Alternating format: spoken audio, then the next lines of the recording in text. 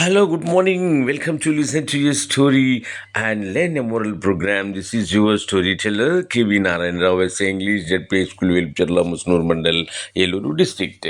Today's story is The Wise Lion and the Foolish Hare. Huh. Yeah. A hare was sleeping under a tree.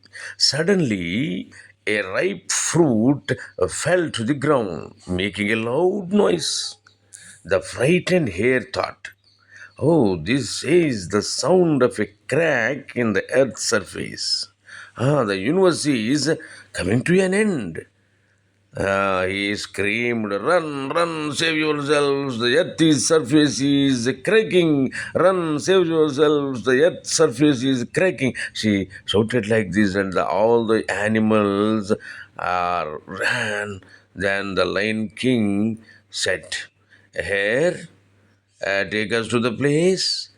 When the lion saw the fallen fruit, he said, "Oh, the sound was only that of a fruit falling." The hare was embarrassed. The moral is look for the reason behind something first instead of being scared. Okay?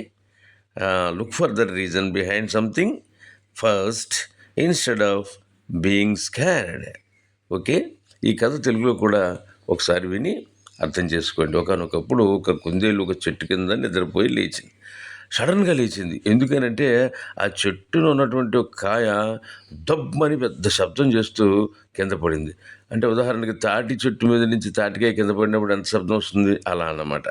ఆ శబ్దం విని కుందేలు అనుకుంది కదా, అమ్మో ఇది భూమి బద్దలైపోయి ఆ శబ్దం వచ్చింది, ఇంకాసేపటికి ఈ ప్రపంచం అంతమైపోతుందని చెప్పి అనుకుని అన్ని జంతువుల్ని పరిగెత్తండి పరిగెత్తండి ప్రాణాలు కాపాడుకోండి భూమి బద్దలైపోతుందని అరుచుకుంటూ పరిగెట్టింది. అది ఏమీ అర్థం కాక మిగతా జంతువులన్నీ కూడా పిచ్చెత్తినట్టు పరుగులు తీయటం మొదలుపెట్టినాయి. సరే సింహం రాజు కదా, కుందేలు ఆపి, కుందేలు సరే నువ్వు ఎందుకు ఇలా పరుగులు తీస్తున్నావు, ఒకసారి నీకు ఆ సంఘటన జరిగిన చోటుకి నన్ను తీసుకెళ్ళు అని చెప్పని అడిగింది. సో కుందేలు అక్కడికి తీసుకెళ్ళింది. తీసుకెళ్తే సింహం ఏం జరిగిందో చెప్పమంటే ఆ చెట్టు మీద నుంచి కాయపడిన ప్రదేశం చూపించేసరికి ఆ కాయ పడినటువంటి శబ్దం తప్ప భూమి బద్దలవటం కాదు, ఏమీ కాదు, నీ మొహం పిచ్చిదానిలాగా కంగారు పడ్డావు అని చెప్పి కుందేలుని మందలించింది అనమాట. సో ఈ కథలో నీతి ఏమిటి అని అంటే, ఏదైనా ఒక సంఘటన జరిగింది అన్నప్పుడు దాని యొక్క కారణాన్ని వెతికి పరిష్కారాన్ని చూసుకోవాలి తప్ప ఎవరో చెప్పారని, ఏదో మా నలుగురు అనుకుంటున్నారని, అలా జరిగిపోతుందేమో అని ఊహించుకుని మనం లేనిపోని సమస్యలను కొని తెచ్చుకోవటం అనేది మంచిది కాదు అనేది ఈ కథలో నీతి. ఓకే, ఈ కథ నీతి మీకు నచ్చినట్టయితే మళ్ళీ మళ్ళీ వినండి.